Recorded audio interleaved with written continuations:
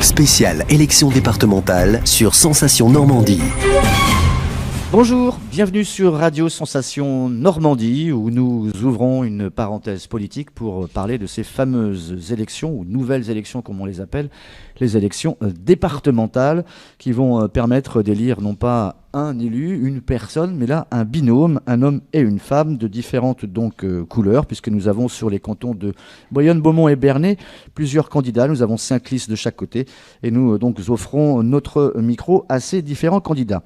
Nous accueillons aujourd'hui sur le canton de Bernay monsieur Lionel Prévost qui représente les couleurs du Parti socialiste, donc de la majorité gouvernementale, vice-président du Conseil général et également maire de Serquigny. Monsieur Prévost, bonjour. Bonjour. Vice-président du Conseil général depuis combien de temps ?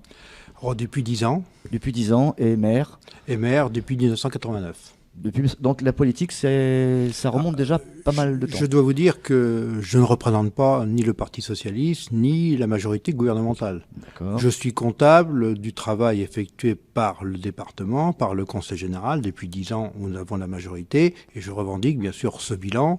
Je revendique aussi la possibilité de critiquer ce bilan, mais aussi de faire des propositions. C'est en cela que nous présentons donc une liste pour faire en sorte de demander aux électeurs de se rassembler sur ce qui est important.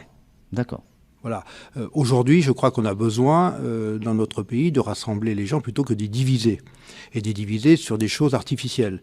Et il est vrai que dans ce domaine, nous avons un bilan très riche au Conseil général de l'Eure, auquel j'ai participé, auquel j'ai eu l'honneur et la fierté d'y participer. Et ce bilan, nous le revendiquons, nous le défendons et nous en débattons dans toutes les réunions que nous avons aujourd'hui sur le terrain. Et on fait des propositions également pour l'avenir parce que ça fait partie du rôle des élus de proposer à nos populations des choses pour ce département.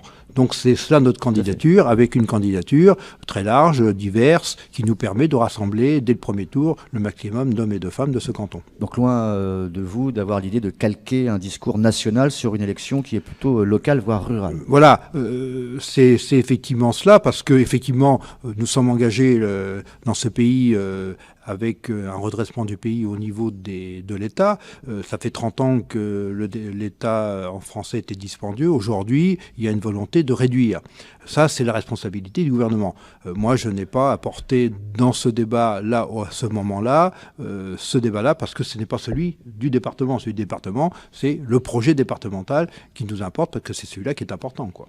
Est-ce que pour vous, c'est plus difficile d'être candidat pour défendre un bilan justement de votre département plutôt que d'être nouvellement et fraîchement élu et d'avoir plein d'idées, l'oreille un peu plus attentive ? Vous savez, la critique est aisée, l'art est difficile. Donc nous avons travaillé, nous, dans cette majorité, et d'ailleurs avec d'autres, parce que je fais simplement remarquer que 90% des délibérations du Conseil général sont votées à l'unanimité, donc ça dépasse largement les clivages politiques. Donc il est important d'avoir un bon bilan. Je prends simplement l'histoire des notations du département.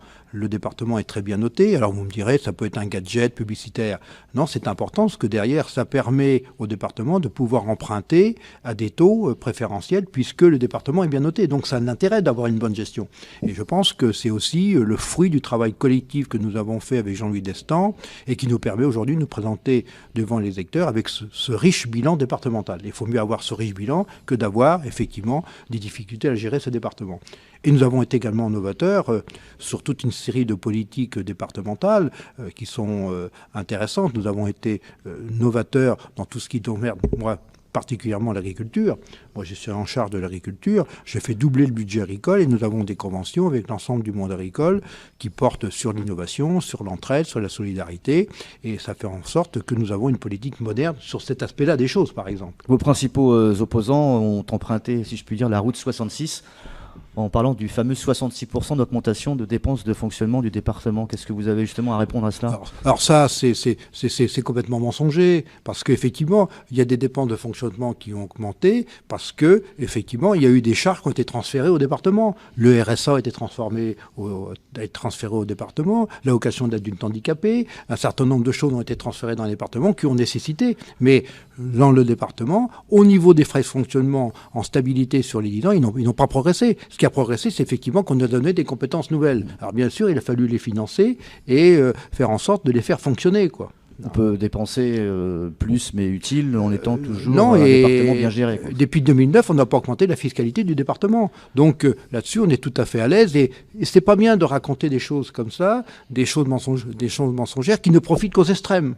Moi, je dis très tranquillement, on peut avoir un débat sur des orientations, mais affirmer des choses aussi mensongères pour des hommes et des femmes qui peuvent être en charge à un moment donné des affaires, c'est contre-productif. Et je pense que ça ne favorise que les extrêmes, ce genre de discours. Les gens ne veulent plus entendre ce genre de discours mensonger, ils n'y croient plus.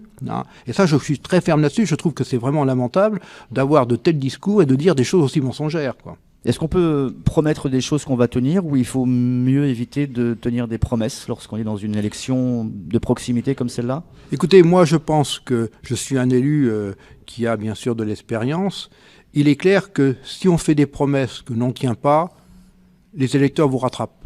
Parce qu'au bout d'un moment, moi je suis maire de ma commune depuis très longtemps, si vous faites des promesses et puis que les gens s'aperçoivent que ces promesses n'aboutissent jamais, ça dure pas. Donc, si par exemple, ça peut arriver qu'on fasse une promesse de campagne qu'on ne puisse pas honorer, là, il faut dire le pourquoi, pour quelles raisons, dans quelle situation, etc. Je trouve que effectivement, il faut dire les choses telles qu'elles se présentent, c'est-à-dire les choses essentielles dans une campagne électorale. Il faut parler du bilan, bien sûr, des sortants parce que c'est important, ça justifie nos candidatures, et après, il faut aussi montrer à la population le chemin à suivre pour les années qui viennent, sans démagogie, sans outrance. Moi, je ne dis pas que nos adversaires, tout ce qu'ils disent, c'est nul, ça ne sert à rien et c'est mauvais. Je pense qu'il y a un débat démocratique et le débat s'enrichit justement de ces contradictions. Mais il ne faut pas que ça devienne des affirmations mensongères qui vont à l'encontre de la vérité, quoi. Alors, improbable ou impossible lorsqu'on essaye d'attirer des jeunes, des couples sur votre territoire, de leur dire un travail, un logement, faire des enfants, maintenant c'est de nouveau possible dans notre commune ou dans notre canton où la conjoncture est trop dure? Moi, je pense effectivement que nous avons des possibilités. Je vous dirais simplement, sur Bernay, le Conseil général a participé à sauver des entreprises. Je pense à la CESA, à Bernay, à Biologue, à Protecop et à d'autres. Et on a permis à des entreprises également de s'installer. J'ai en mémoire l'aide que nous avions accordée à un chef d'entreprise qui venait de s'installer pour embaucher un ingénieur et un technicien. Donc, sur ce territoire, on a déjà favorisé, grâce aux aides du département en liaison avec la région, de maintenir de l'économie de proximité. L'idée aujourd'hui, c'est de renforcer l'intercommunalité, de faire en sorte d'avoir des intercommunalités plus fortes et plus solides, qui puissent avoir des leviers d'action qui permettent justement de faire déclarer de nouvelles marges de manœuvre. La zone d'activité des granges, etc., c'est pas une coquille vide, là La zone d'activité des granges, je pense qu'elle fait partie du paysage de cette région. D'ailleurs, le conseiller l'a aidé à la labellisation sur le très haut débit, sur cette question. Je pense qu'aujourd'hui, je pense qu'il faudrait sur ce territoire que l'ensemble des zones d'activité soient sur l'égide du pays. C'est-à-dire qu'il y a une direction unique. Qu'on ne fasse pas chacun sa zone, sans coordination, sans action collective. Ça, il y a une nécessité de le faire. Et là, il faut aller vers cela. C'est aussi une proposition que nous faisons dans la campagne, de mutualiser l'ensemble de la gestion de nos zones d'activité sur ce territoire. On est dans la promesse peut-être de ne pas attirer tout de suite beaucoup d'entreprises, mais en tout cas peut-être d'empêcher à ce que certaines ferment. Oui, on est là pour essayer de maintenir le tissu économique existant. Je pense qu'on a une magnifique entreprise sur ce territoire, c'est Arkema, 700 salariés. C'est l'entreprise qui est mondialement reconnue, qui exporte 85% de ses productions, avec un centre de recherche avec 50-60 docteurs en chimie, en pharmacie, en chimie et en physique. Donc on a ici potentiellement dans ce territoire des choses intéressantes. Vous avez Biologue à Bernay, ils sont en pointe sur des productions importantes en électronique, et je pense que là-dessus, on a des choses. Alors, bien sûr, cette région de Bernay, on a souffert du fait que nous avions une très vieille industrie. Je pense à Bernay, à Prestine, Caroline Romer, Roger Gallet, ces entreprises ont périclité. Et aujourd'hui, il faut faire beaucoup d'efforts pour faire en sorte aujourd'hui d'attirer de nouvelles entreprises et un nouveau développement économique, quoi. Alors j'ai lu un peu rapidement dans un transport qui était un peu chaotique, peut-être en transversal, un dernier chiffre sur le chômage qui était plus ou moins positif sur la région, mais par contre on s'inquiétait à ce que certains experts comptables tirent la sonnette d'alarme en disant attention, certaines entreprises préparent déjà des plans de licenciement. Écoutez, moi, sur la région, effectivement, l'économie dans ce pays n'est pas gérée par les collectivités. Hein. On est dans un système libéral, donc on n'est jamais à l'abri de problèmes de cette nature. Ce que je peux savoir, c'est que les entreprises que je viens citer aujourd'hui sont plutôt bien. Biologue que j'ai visité avec le président de la région il y a 3 semaines, ils ont 30 salariés, ils comptent en avoir 70 à la fin de l'année. Le directeur de chez Arkema, que je rencontre régulièrement, l'entreprise fonctionne bien. Il y a 700 salariés, ils continuent à investir, continue à embaucher, continue à se développer. Donc il y a aussi des signes qui sont intéressants. Alors bien sûr, je ne dis pas qu'il ne peut pas y avoir des petites entreprises avec des lourdes difficultés et puis que certaines puissent effectivement ne plus pouvoir assumer. C'est possible. Mais en même temps, il y a aussi des signes intéressants sur ce territoire qui nous permettent d'envisager l'avenir avec, j'espère, la possibilité de rebondir, quoi. Le maillage territorial se fait donc par Internet, vous le disiez tout à l'heure. Est-ce que c'est le haut débit qui prend son temps pour arriver un peu partout? On en parlait avec M. Destan il y a quelques jours. Ça vient sûrement mais doucement? Ça vient, si vous voulez, sur cette question du haut débit. C'est lié également à l'économie. Quand nous avons mis en place dans le département, nous avons eu, je crois, l'intelligence de construire une arête centrale. Et aujourd'hui, nous sommes propriétaires de 500 km de réseau de très haut débit, de fibre optique. Donc ça, c'est quelque chose que nous avons en France et nous sommes le seul département à avoir été dans ce sens. Et aujourd'hui, nous sommes en avance sur la question. Parce que l'opérateur historique qui, lui, doit faire les grandes villes, eh bien, n'a pas mis en œuvre les choses. Nous, on a mis en œuvre cette nouvelle politique avec un syndicat départemental qui va permettre d'investir sur l'ensemble du territoire, avec l'aide de l'État, l'aide de l'Europe et l'aide de la région et du département. Il restera à charge 20% sur les collectivités territoriales. Alors, pour donner un signe aux populations, le très haut débit, ça se fera comme nos anciens ont procédé pour l'adduction d'eau. C'est-à-dire que l'on fera commune par commune, village par village, et ça se fera sur une période, dans les 3-4 ans qui viennent, on devrait avoir notre territoire largement irrigué par le très haut débit et la fibre optique. Donc c'est pas le dossier, c'est pas la catastrophe de la décennie comme annoncent vos concurrents? Absolument pas. Ça aussi, c'est complètement mensonger. Hein. C'est complètement mensonger. Je pense qu'aujourd'hui, on est en phase optimale du projet, et nous sommes dans les premiers en France sur ces questions. Je le répète, hein, c'est des questions qu'on peut vérifier. Et le projet du département, auquel d'ailleurs nos adversaires ont adhéré, puisqu'ils l'ont voté en Assemblée générale, et je vois par exemple la communauté de communes de Bernay a fini son schéma numérique et adhéré au syndicat départemental numérique. Alors c'est contradictoire, parce que dans les faits, ils adhèrent, ils participent, et puis après ils disent derrière que c'est nul, ça sert à rien, quoi. C'est vraiment une contradiction qui, à mon avis, est purement politicienne, quoi. La présence médicale, est-ce que c'est fini ce terme de désert médical, ou est-ce que c'est encore d'actualité? C'est quelque chose que vous pouvez vous changer? Ça, c'est un vrai problème, c'est de la compétence de l'État, bien évidemment, mais les collectivités s'en préoccupent. Le département, là aussi, s'est porté volontaire pour une présence des services publics dans ce département. Nous sommes dans les 10 départements français qui se sont portés volontaires pour que nous ayons une proximité de services publics dans un rayon de 10 à 15 km autour des bassins de vie. En ce qui concerne le problème médical, il y a des problèmes nationaux qui doivent être réglés, à mon avis, par le Parlement, hein, par nos parlementaires, par l'État, voilà, qui ne dépendent pas de nous. Nous, ce que l'on peut aider dans ce département, c'est de favoriser, lorsqu'il y a des collectivités qui s'investissent pour essayer de maintenir une présence médicale, d'aider ces collectivités. C'est ce que je fais, par exemple, à Cerquigny, où j'essaye de construire un pôle socio-médical avec la mairie investirait dans des locaux pour accueillir les médecins, le cabinet d'infirmières, et autour des activités de la communauté de communes, de l'ITEP qui est présent, pour faire un pôle d'activité qui nous permettrait de maintenir cette présence médicale. Avec un médecin de ville? Avec 2 médecins, on a 2 médecins de ville, avec un cabinet d'infirmières, avec 5 infirmières, avec l'ITEP de Cerquigny qui s'occupe d'enfants qui ont des troubles du comportement. Donc avec la présence aussi des locaux de la communauté de communes, nous aurions un pôle socio-médical qui permettrait de maintenir une présence sur le terrain. Ça, il faut l'aider. Ça, c'est d'abord au département et à la région d'aider les collectivités qui s'investissent dans ce domaine pour maintenir cette présence médicale sur le territoire. L'autre aspect important, c'est l'hôpital de Bernay. Là aussi, c'est une compétence de l'État. C'est une compétence de l'État. Nous avons un challenge important. Il y a des difficultés à l'hôpital de Bernay et on soutient effectivement le redressement de l'hôpital de Bernay. Et on le soutient toutes tendances confondues. C'est-à-dire que là, il n'y a pas de clivage politique. Il y a effectivement au conseil de surveillance. Moi, je siège au conseil de surveillance avec le sénateur Moret qui en est le président, ce conseil de surveillance. On a les mêmes positions pour sauver l'hôpital de Bernay et puis le redresser, le faire vivre. Vous voyez, donc, on n'est pas dans le combat et on n'est pas dans le clivage politique du matin au soir. Lorsqu'on gère le département, on est plutôt à trouver des solutions qui permettent de faire vivre ce qui existe sur le territoire. Sans être trivial, vous avez encore la main sur l'hôpital de Bernay ou c'est plutôt maintenant la direction du Havre ou d'Évreux qui gère tout cela? Non, il y a effectivement des directions qui sont en place pour gérer, bien sûr, ces hôpitaux et puis mettre en place un plan de redressement. Ça fait partie des tâches des administrateurs, des techniciens qui sont là en place avec l'aide et le soutien de l'Agence régionale de santé. Je rappelle que depuis 2 ans, l'Agence régionale de santé finance l'hôpital de Bernay pour le maintenir. Pour nos auditeurs, on peut dire qu'on a foulé au pied peut-être le bouquet de la mariée entre Pont-de-Mer et Bernay, c'est terminé.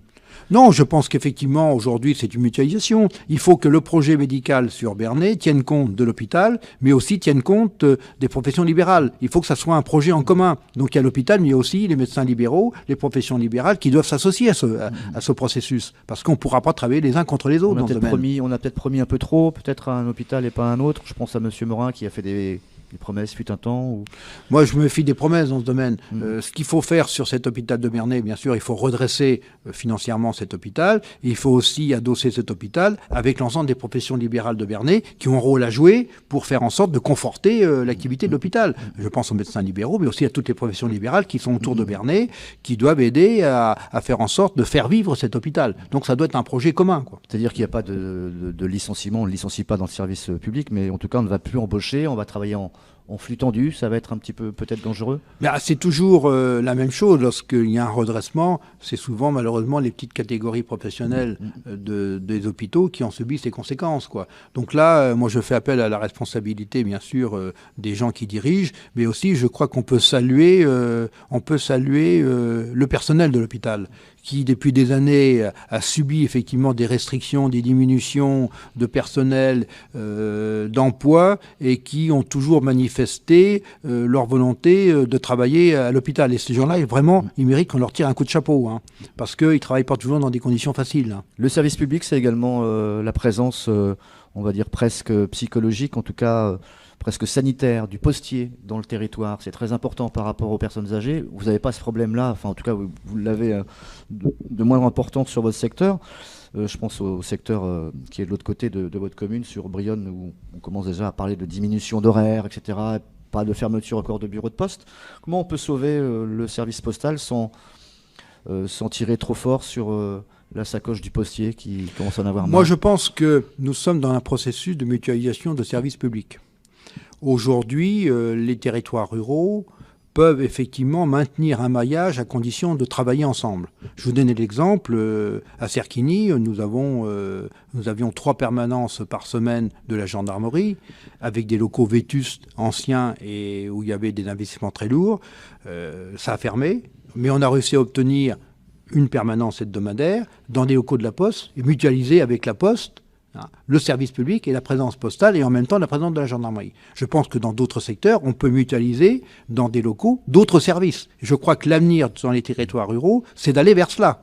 C'est de mutualiser les services pour que dans un rayon de proximité, les gens puissent accéder aux principaux services sur un territoire. Je pense que c'est à cela qu'il faut travailler aujourd'hui et c'est en cela qu'il faut faire en sorte de faire des propositions.